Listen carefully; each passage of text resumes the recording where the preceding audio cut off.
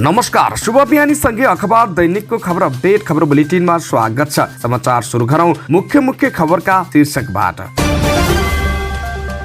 अध्यागमन अधिकृत नरवीर खड्का सहित 4 जना जेल चलान। 3वटा नागरिकता र 2वटा पासपोर्ट लिएका पाण्डेलाई राष्ट्रपतिले गरे महासचिवमा नियुक्ति। 2 पटक समय थपिएको नागढुङ्गा सिस्ने खोला सुरुङ मार्ग सम्पन्न गर्न थप 1 वर्ष लाग्ने। म्याद गुज्रेका खाद्य सामग्रीमा नयाँ मिति राखेर बेच्ने ललितपुरको मीनाश्री खाद्य उद्योगमा सील। लघुवित्त पीडितले फागुन 1 गतेदेखि आन्दोलन गर्ने। काठमाडौँका मेयरको संयुक्तमा निशुल्क उपचार सेवा निर्देशक समिति गठन। जहाज भाडामा लिन निगमले बोलपत्र आह्वान गर्यो। परराष्ट्र मन्त्री साउद बुधबार अस्ट्रेलिया र न्युजिल्यान्डको भ्रमणमा जाने। पर पिपल र पानीका मुहान जोगाउन अर्घाखाँची भूमिका स्थान 6 मा बाँस हटाउने अभियान। थला परेको लगानी बोर्डलाई थप अधिकार दिँदै प्रधानमन्त्री। बौद्धिक र श्रम शक्तिको प्लान रोक्नुपर्छ अध्यक्ष ओली। बाँसबारी जग्गा प्रकरण छानबिनको दायरामा छन् विनोद चौधरी। सोलुखुम्बुको सोताङमा चुरोटको ठुटाबाट सल्किएको आगोले घर खरानी। राइडर सेयरिङ खारेजीको माग गर्दै मजदुर नेता र व्यवसाय संघ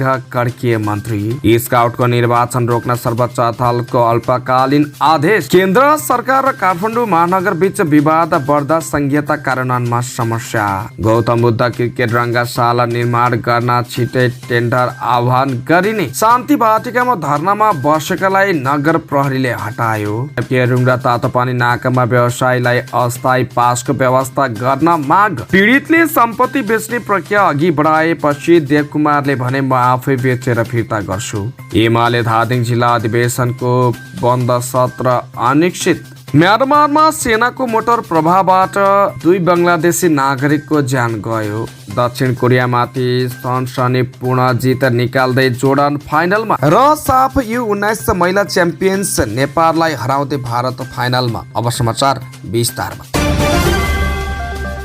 भिजिट भिसा प्रकरणमा मुख्यका अध्यागमन विभागका अधिकृत नरवीर खड्का पूर्व पक्षका लागि जेल चलाउनु भएका छन्। जिल्ला अदालत काठमाडौँले मंगलबार 19 सहित 4 जनालाई पूर्व पक्षका लागि कारगार चलानको आदेश दिएको हो।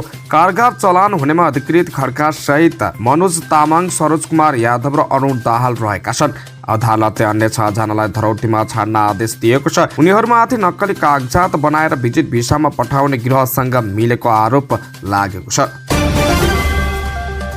3वटा नागरिकता र 2वटा राहदानी बनाएका पद्मा प्रसाद पाण्डेलाई सभामुख र राष्ट्रिय सभा अध्यक्षको दबावमा संघीय सांसदको महासचिवमा राष्ट्रपति रामचन्द्र पौडेलले नियुक्ति गरेका छन्। राष्ट्रपति पौडेलले पाण्डेले सचिवबाट दिएको राजीनामा स्वीकृत गरेको केही मिनेटमै महासचिव नियुक्ति गरेका थिए। पाण्डेको 3वटा नागरिकता र त्यसैबाट बनाएका राहदानीका बारेमा राष्ट्रपति पूर्णतः जानकार थिए। पाण्डेले यसअघि 6 वर्ष उमेर घटाएर नागरिकता बनाएको विषयमा समाचार प्रकाशित भएको थियो। सो नागरिकता उनले 10 वर्षसम्म कायमै राखेर रद्द गराएका थिए। रद्द गराउने बेलामा प्रमुख जिल्ला अधिकारी नै सरुवा गराएर पुरानो नागरिकता कायम गराइएको थियो। रद्द गराइएपछि उनले लिएको अर्को नागरिकता पनि पुरानोको प्रतिलिपि नभई नयाँ नम्बरको रहेको छ। सांसदको राज्य व्यवस्था तथा सुशासन समितिमा प्राप्त सरकारकै कागजातबाट उनले 3वटा नागरिकता र 2वटा पासपोर्ट लिएको खुलेको समिति स्रोतले जानकारी दियो। सो समितिले छानबिन पुरा नगर्दै राष्ट्रपतिले पाण्डेलाई नियुक्ति दिएका हुन्। पहिले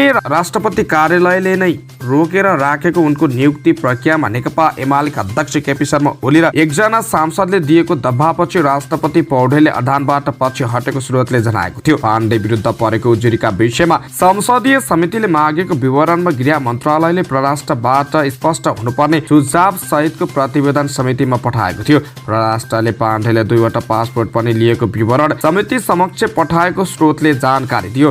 तर समितिमा यस विषयमा छलफल भने भइसकेको छैन।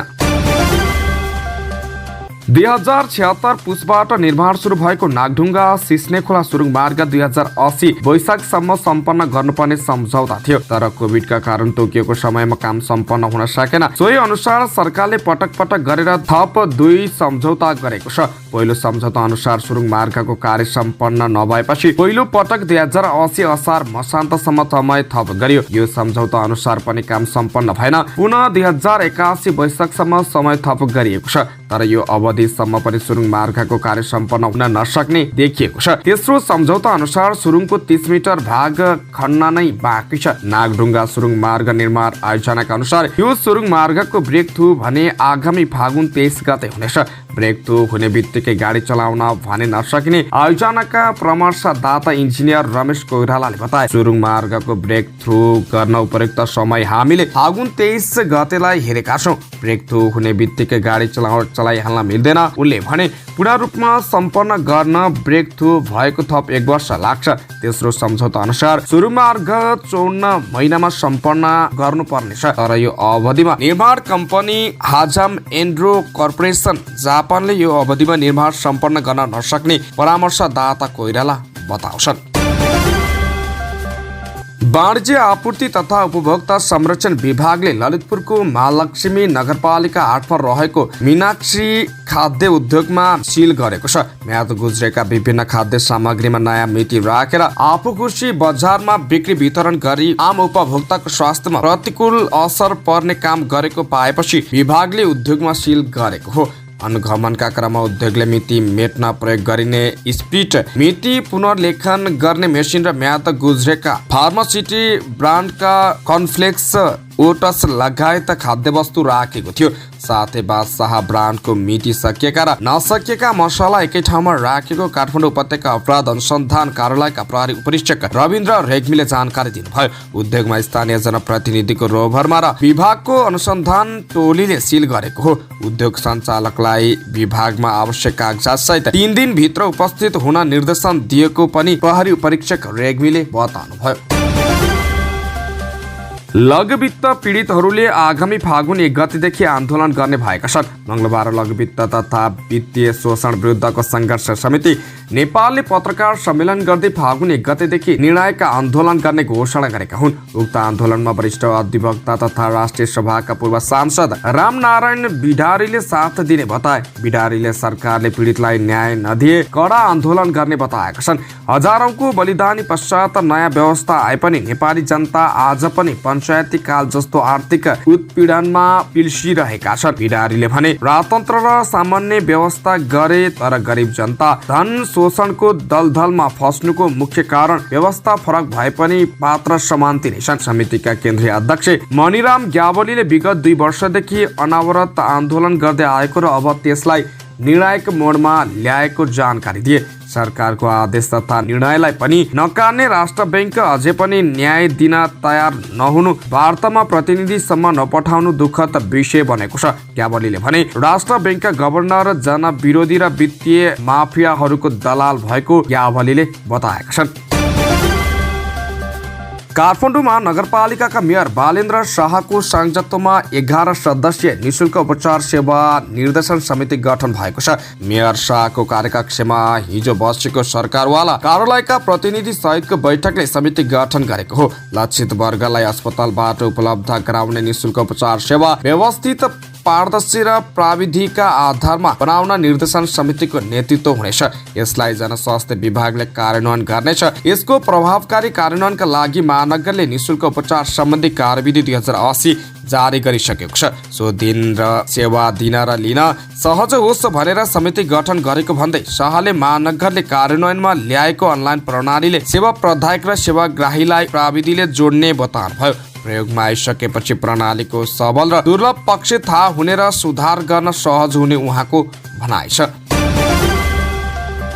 नेपाल वायुसेना निगमले 2वटा न्यारो बडी जहाज भाडामा लिनका लागि हिजो अन्तर्राष्ट्रिय बोलपत्र आह्वान गरेको छ। अहिले निगमसँग रहेका 2वटा वाइड बडी जहाज जापान, सिडनी र दक्षिण कोरिया उडानमा प्रयोग भएका छन्। अन्य गन्तव्यको उडान चाप अहिले भइरहेका न्यारो बडी जहाजले धान्न नसक्ने भएकाले जहाज भाडामा लिन लागेको निगमको भनाइ छ। भाडामा ल्याउने जहाजले दिल्ली, दुबई, दोहा, मलेसिया लगायतका गन्तव्यको उडान चाप व्यवस्थापन गर्न सकिने निगमले निकालेको विज्ञप्तिमा उल्लेख छ। जहाज थप भएसँगै निगमको आय बढ्ने र भैरहवाको गौतम बुद्ध अन्तर्राष्ट्रिय विमानस्थलबाट समेत अन्य गन्तव्यमा उडान गर्ने निगम योजना छ। नेपाल सरकारबाट विभिन्न समयमा गठित निगम सुधार आयोग समितिहरूले समेत निगमको सम्भावित व्यापारलाई विस्तार गर्न अहिले भएका जहाजले नपुग्ने र तत्काल जहाज थप्नुपर्ने सुझाव दिएकाले जहाज भाडामा लिन लागेको निगमको भनाइ छ। यसैबीच नेपाल र स्विजरल्यान्ड बीच द्विपक्षीय हवाई सम्झौता भएको छ। संस्कृति पर्यटन तथा नागरिक उड्डयन मन्त्रालयमा भएको एक कार्यक्रमका बीच नेपाल र स्विजरल्यान्ड बीच हवाई सम्झौता भएको हो। अब दुवै देशका विमानस्थल र एयरलाइन्सले आपसी सम्झौता र समझदारीमा एक अर्का देशमा उडान गर्न पाउनेछन्। परराष्ट्र मन्त्री एनपी साउद अस्ट्रेलिया र न्युयोर्कको भ्रमणका लागि आज त्यसतर्फ प्रस्थान गर्ने भएका छन्। परराष्ट्र मन्त्रालयले मंगलबार विज्ञप्ति जारी गर्दै मन्त्री साउदले अस्ट्रेलिया र न्युजिल्यान्डको भ्रमण गर्ने जनाएको हो। राष्ट्रका अनुसार सुरुमा उनी अस्ट्रेलिया जानेछन्। अस्ट्रेलिया सरकार र इन्डिया फाउन्डेसनले संयुक्त रूपमा यही फागुन 26 र 27 गते आयोजना गर्ने 7औं हिन्द महासागर सम्मेलन तथा सहभागी हुन परराष्ट्र मन्त्री साउद अस्ट्रेलिया जान लागेका हुन्। सम्मेलन पर्थमा हुनेछ। परराष्ट्र मन्त्री साउदले माघ 27 गते सम्मेलनलाई सम्बोधन गर्ने कार्यक्रम रहेको छ। पर्थमा परराष्ट्र मन्त्रीले अस्ट्रेलियाका विदेश मन्त्री पेनी वोङसँग द्विपक्षीय भेटवार्ता गर्ने परराष्ट्र मन्त्रालयले जनाएको छ। अस्ट्रेलियाबाट परराष्ट्र मन्त्री साउद न्युजिल्यान्ड जानेछन्। फागुन 2 गते उनले न्युजिल्यान्डका विदेश मन्त्री विस्टन पिटर्ससँग द्विपक्षीय वार्ता गर्ने कार्यक्रम रहेको छ। उनी फागुन 3 गते स्वदेश फर्कने परराष्ट्रले जनाएको छ। पानीका मुहान सुक्ने र बर पिपल जस्ता रुखहरू मासिँदै जान थालेपछि अर्घाखाँचीको भूमिकालिका स्थान नगरपालिका वडा नम्बर 6 ले सार्वजनिक जग्गामा लगाएका बाँस हटाउन सूचना जारी गरेको छ। वडा अध्यक्ष प्रेमनारायण बेलबासेको अध्यक्षतामा बसेको जनप्रतिनिधि, राजनीतिक दलका प्रतिनिधि र सरकारवाला निकायको सर्वपक्षीय भेलाले सार्वजनिक जग्गामा लगाएका बाँस हटाउने सार्वजनिक सूचना जारी गरेको हो। बाँसले ऐतिहासिक महत्त्व बोकेका रुखलाई विस्थापित गर्न लागेको भन्दै वडाले सार्वजनिक सूचना जारी गरेर हटाउन लागेको हो। बाँसका कारण अन्य रुख मासिने र पानीका मुहान सुक्ने, सुक्खायाममा आगलागीको जोखिम हुने भएकाले वडाले सार्वजनिक जग्गामा लगाएका बाँस हटाउने अभियान सुरु गरेको हो। निजी जग्गामा लगाएका बाँसले आँप, पिपल र बर जस्ता रुखलाई असर गरेको र पानीको मूलमा भए तत्काल हटाउन सूचनामा भनिएको छ। बर र पिपललाई चाहिने पानी र घाम बाँसले लिँदा बर पिपल भोको रहने अनि बिस्तारै मर्दै जाने भएकाले बाँस हटाउने अभियान प्राकृतिक संरक्षणका लागि राम्रो रहेको सामाजिक अगुवा प्रकाश बेलबासेले बताउनुभयो। विदेशी लगानी भित्राउने सहजीकरण गर्ने उद्देश्यले स्थापित लगानी बोर्ड नेपाललाई थप शक्तिशाली बनाउन कानुन संशोधनको तयारी गरिएको छ। बोर्डका सहसचिव प्रधुम उपाध्याय लगानी बोर्डको कार्यालयलाई थप सशक्त बनाउन सार्वजनिक निजी साझेदारी तथा लगानी ऐन 2075 को संशोधन मस्यौदा बनिरहेको बताउँछन्। लगानी बोर्ड गाइड हुने ऐनमा सुधार गरेर बोर्डको कार्यालयलाई अहिले भन्दा बढी बलियो संयन्त्र बनाउने तयारी हो उनले भने। उपाध्यायका अनुसार बोर्डलाई स्वायत्त निकाय बनाउने र जनशक्ति व्यवस्थापनको पक्षमा सुधार गरिने गरी ऐनको संशोधन मस्यौदा बढिरहेको छ। अहिले बोर्डका अस्थायी र करार सहित विभिन्न कामका लागि सेवा करार गरेका परामर्शदाता कम्पनीका कर्मचारीको बाहुल्य छ। यस्ता कर्मचारी छिटो छिटो आउने जाने गर्दा संस्थाको संस्थागत स्मरण कमजोर भएको निष्कर्ष सरकारको छ। सानो सानो निर्णय पनि प्रधानमन्त्रीको अध्यक्षतामा बस्ने बोर्ड बैठकमै लैजानुपर्ने व्यवस्था हटाउने र प्रमुख कार्यकारी अधिकृतलाई थप अधिकार दिने गरी ऐन संशोधन गर्न लागि प्रधानमन्त्री कार्यालयका अधिकारीहरू पनि बताउँछन्। 10 पुसमा आफ्नो 1 वर्षको समीक्षा गर्दै प्रधानमन्त्री पुष्पकमल दाहाल प्रचण्डले लगानी बोर्डलाई समन्वयन तर्फबाट कार्यमूलक निकाय बनाउने बताएका थिए।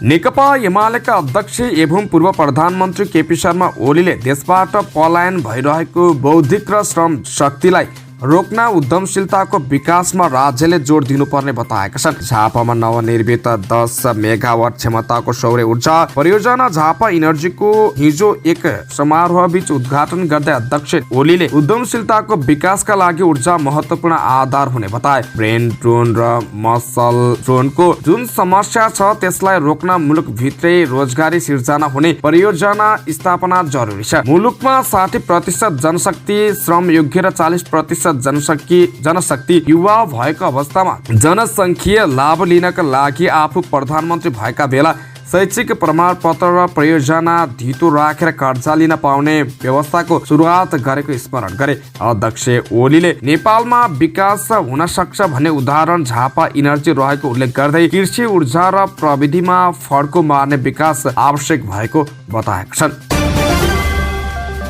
बाँसबारी छाला तथा जुत्ता कारखाना लिमिटेडको 10 रोपनी सरकारी जग्गा हिनामिना गरेको आरोपमा पक्राउ परेका अरुण कुमार चौधरी सहित 3 जनालाई प्रहरीले बुधबार छाड्ने तयारी गरेको छ।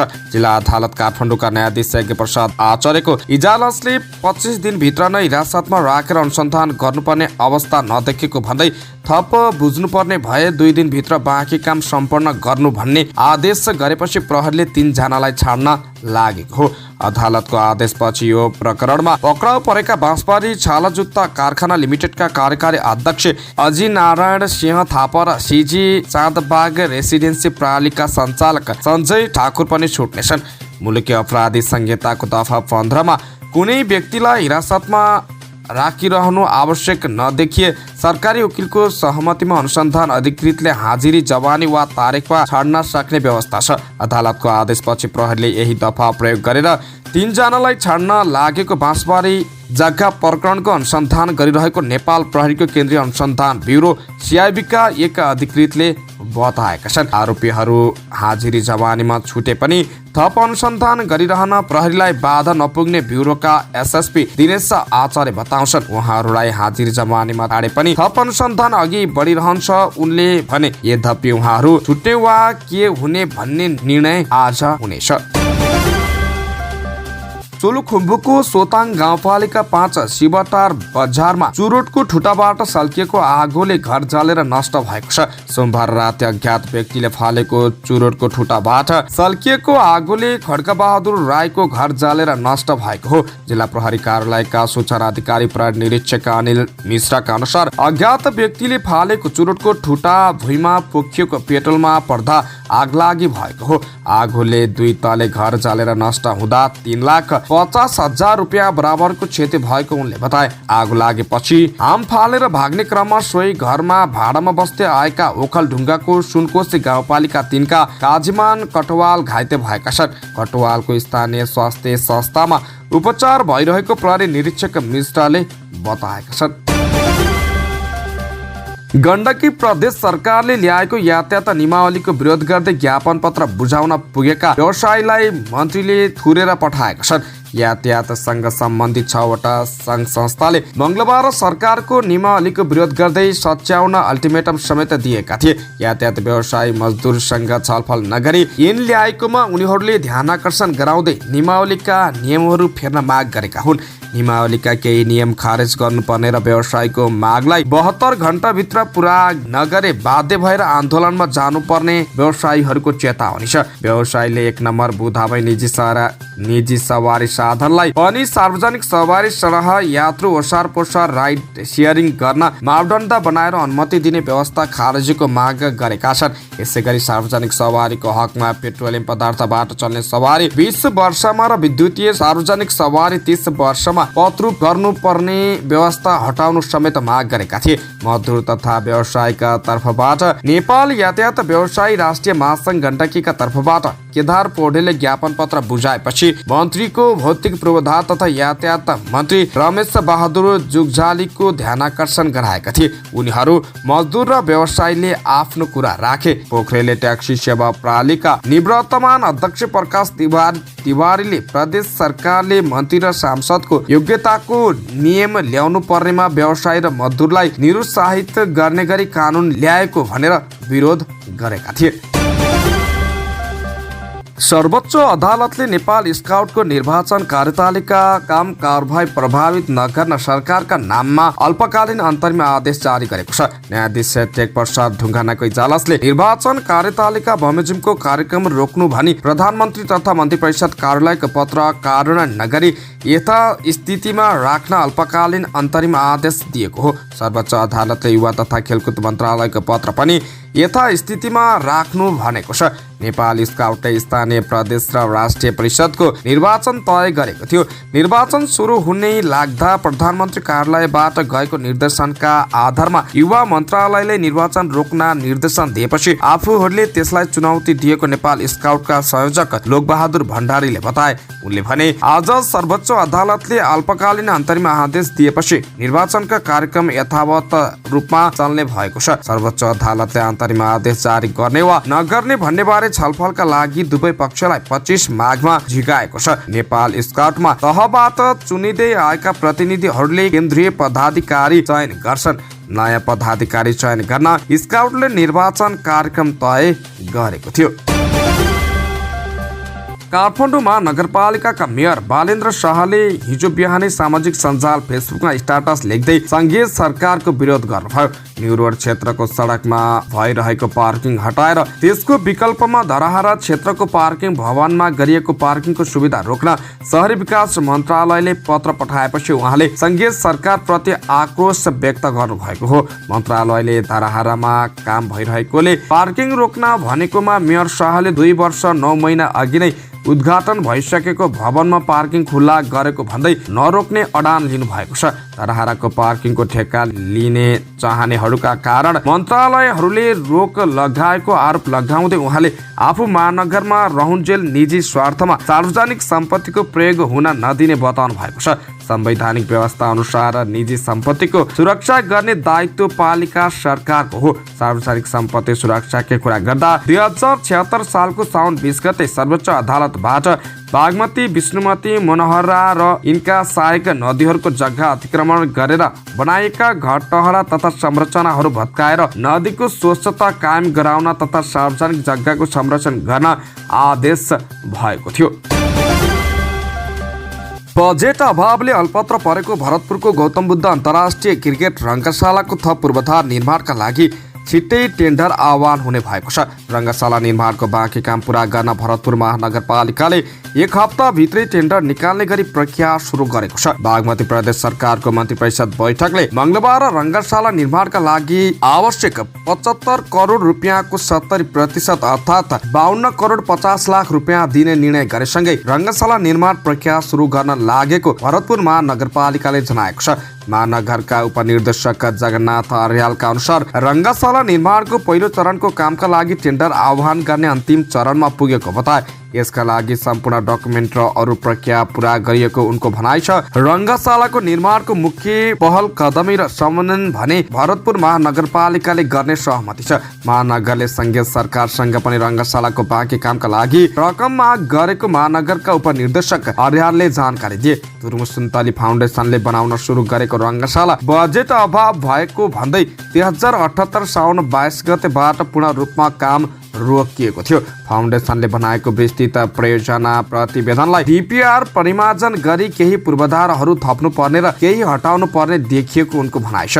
डिपिआर नयाँ निर्माण संहिता अनुसार परिमार्जन गरिएको र यसअघि निर्माण भइसकेका संरचनाको लोड फेक्ने क्षमताको समेत जाँच गरिएको अर्यालले बताएका छन्। अन्तर्राष्ट्रिय क्रिकेट काउन्सिलको मापदण्ड पूरा हुने गरी काम गर्न लागि जानकारी दिँदै अर्यालले भने अहिले भएको संरचनामा थप संरचना बनाउन मिल्छ वा मिल्दैन भनेर प्राविधिक परीक्षण समेत गरिएको छ। शान्ति बाटिकामा धरनामा बसेकाहरूलाई महानगरीय प्रहरीले हटाएको छ। हिजो बिहान 8:30 बजेतिर पुगेको नगर प्रहरीको टोलीले धरनामा बसेकाहरूलाई लचार पछार गर्दै हटाएको पीडितहरूले बताएका छन्। शान्ति बाटिकामा मिटर ब्याज पीडित आरती शाहको परिवार लगायत धरनामा बस्दै आएका थिए। मिटर ब्याज तथा ठगी विरुद्ध किसान मजदुर सङ्घर्ष समितिको केन्द्रीय सदस्य आकाश छेत्रीले भने हामी करिब 25 जना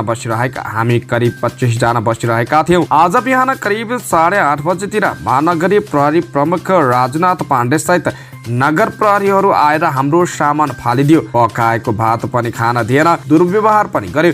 उनीहरूलाई हटाउने क्रममा ठूलो संख्यामा प्रहरीहरू पनि परिचालन गरिएको थियो। यसअघि माइती घरमा धर्ना बसेकाहरूलाई प्रहरी प्रशासनले हटाएको थियो। माइती घरमा निषेधित क्षेत्र घोषणा गरेर धर्ना र प्रदर्शन गर्नेहरूका लागि भ्रिकुटी मण्डपमा स्थान तोकिएको थियो। तर मिटर ब्याज पीडित लगायतका समूह शान्ति वाटिकामा धर्नामा बस्दै आएका थिए। विभिन्न माग राखेर समूहहरू 11 महिनादेखि शान्ति वाटिका कब्जा गरेर बसेको र त्यसका कारण रानीपोखरी समेत फोहोर हुन थालेकाले उनीहरूलाई हटाउनु परेको काठमाडौँ महानगरपालिका नगर प्रहरी प्रमुख राजु पाण्डेले बताएका छन्।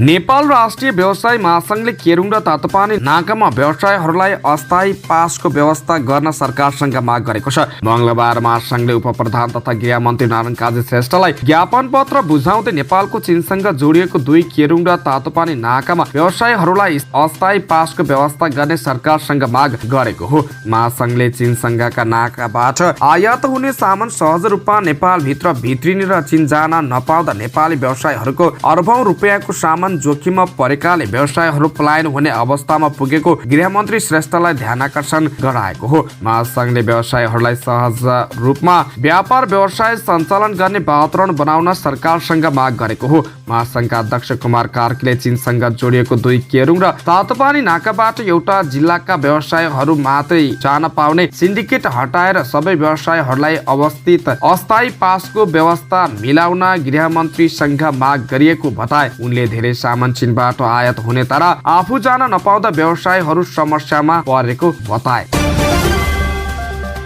इमेज सहकारी बचत संघर्ष समितिले फरार रहेको ढोरपाटर मेयर देवकुमार नेपालीको सम्पत्ति बिक्री गर्ने भन्दै माघ 12 गते सार्वजनिक सूचना निकाल्यो। पीडितहरूले नेपाली सम्पर्क विहीन भएपछि बागलुङ, गलकोट, बुर्तिबाङ र पोखरामा छुट्टा छुट्टै इमेज बचत पीडित संघर्ष समितिले गठन गरेका थिए। उनीहरूले आफ्नो रकम फिर्ताका लागि इमेज बचत तथा ऋण सहकारीलाई बिउताउने भन्दै बागलुङमा माघ 6 गते र पोखरामा माघ 10 गते विशेष साधारण सभा गरी नयाँ सञ्चालक समिति समेत गठन गरेका थिए। यो समितिले इमेज बचत तथा ऋण सहकारी संस्था लिमिटेड बागलुङ तथा पोखराका संस्थापक अध्यक्ष नेपाली र उनको श्रीमती छेला नेपालीको नाममा देशका विभिन्न भागमा रहेका सम्पत्तिको मूल्याङ्कन समेत गरेर बिक्रीका लागि सूचना निकालेको थियो। आन्तरिक विवाद नसुल्झिएपछि नेकपा एमाले धादिङ जिल्ला अधिवेशनको बन्द सत्र अनिश्चित भएको छ। हिजो बिहान 8 बजेदेखि बन्द सत्र सुरु गर्ने भनिए पनि सुरु हुन सकेको छैन। बन्द सत्रको अध्यक्ष मण्डलका अध्यक्ष धर्मदत्त देवकोटाले हिजो बिहान सूचना जारी गर्दै निर्धारित मिति र समय अनुसार बन्द सत्र सुरु हुन नसकेको बताएका थिए। आन्तरिक तयारीको काम अझै केही बाँकी रहेको भन्दै उनले केन्द्रीय संगठन विभागबाट निर्देशन प्राप्त हुन साथ अर्को सूचना जारी गरेर जानकारी गराउने बताएका छन्। नेकपा एमालेको धादिङ जिल्ला अधिवेशन यही माघ 19 गते उद्घाटन भएको थियो। तर बन्द सत्र सुरु हुनु अघि पार्टी अध्यक्ष केपी शर्मा ओली निकट दुई पक्ष बीच नेतृत्वको विषयमा विवाद भएपछि अधिवेशन स्थलमा झडप भएको थियो। झडपमा परि एकजना कार्यकर्ता सन्तोष खनालको हात भाँचिएको छ। एमाले बागमती प्रदेश अध्यक्ष कैलाश ढुङ्गेलले आइतबार विज्ञप्ति जारी गर्दै अधिवेशन स्थगित भएको भनेका थिए। लगतै धादिङ जिल्ला अध्यक्ष भूपी त्रिपाठीले अधिवेशन स्थगित नभएको बताएका थिए। दुई पक्षबीच विवाद बढेपछि नेताहरू अध्यक्ष ओलीसँग छलफल गर्न काठमाडौँ गएका छन्। एमाले धादिङको नयाँ नेतृत्वको लागि हाल अध्यक्ष रहेका त्रिपाठी र बागमती प्रदेश सभा सदस्य डाक्टर रामकुमार अधिकारी आकांक्षी देखिएका छन्। समाचारको क्रममा अन्तर्राष्ट्रिय खबर बङ्गलादेश र म्यानमार बीचको तनाव फेरि बढेको छ। हिजो म्यानमारको भूमिबाट भएको मोर्टार प्रहारबाट 2 जना बङ्गलादेशी नागरिकको ज्यान गएपछि तनाव बढेको हो।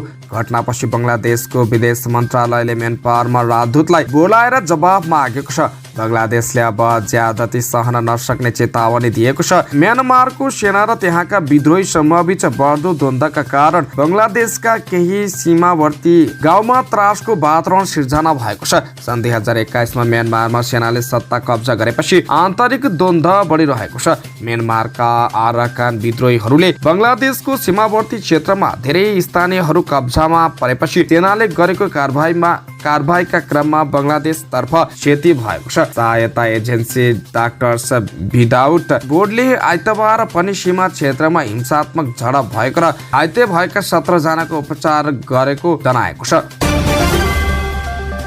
समाचारको क्रममा खेल खबर। पहिलो सेमिफाइनलमा दक्षिण कोरिया विरुद्ध 2-0 को जित निकाल्दै जोर्डन एफसी एसियन कपको फाइनलमा प्रवेश गरेको छ। मंगलबार कतारको अहमद बिन अली रंगशालामा जोर्डनलाई ऐतिहासिक जित दिलाउन याजन अल नौमत र मुसा अल तमारीले गोल गरे। एफसी एसियन कपको इतिहासमा बोर्डर पहिलो पटक फाइनलमा पुगेको हो।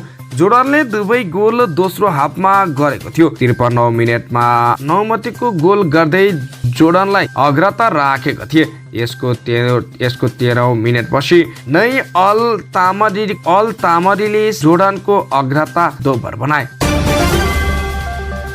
लीग चरणको अन्तिम खेलमा भारतसँग 4-0 पराजित भएपछि नेपाल साफ U19 महिला च्याम्पियनशिपको फाइनल पुग्न असफल भएको छ। बंगलादेशको ढाका स्थित वीर श्रेष्ठ शहीद सिपाही मुस्ताफा कमल रंगशालामा आइतबार जित दिलाउन नेहाले 2 गोल गर्दा सुलञ्जना राउत र सिन्धी कोल्लीले 1 गोल गरे। नेपालले 4 गोल दोस्रो हाफमा बेहोरेको थियो। हवस्, नै खबरसँगै आजलाई अखबार दैनिक सक्यो। स्वच्छ ताजा नै निष्पक्ष समाचारको लागि हाम्रो च्यानल सब्स्क्राइब गर्न नभुल्नुहोला। बिदा हुन्छौँ, नमस्कार।